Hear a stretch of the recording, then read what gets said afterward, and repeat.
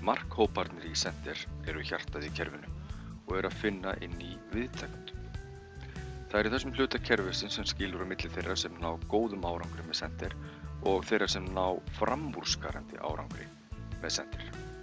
Ástæðan fyrir þessu má finna í markaðsfræðunum þar sem mikill fjöldi rannsókna sýnir að 2 atriði þurfa að vera til staðar í tölvupóstherferðum til þess að þær beri árangur. Þessi 2 atriði eru ávinningur og viðeigandi skilaboð. Þegar þessi 2 atriði birtast viðtakandi á sama tíma, stór aukast líkur á einhvers konar þátttöku eða engagement. Fólk kaupir, smellir á link, hringir, kemur í heimsókn, lætur vini sína vita, skrifar jafnvel á samfélagsmiðla þegar við færum þeim ávinning sem er viðeigandi. Það er svo einfalt mál. En til þess að geta sent viðeigandi skilaboð verður að marka upp á greina, því annars fá allir sömu skilaboð.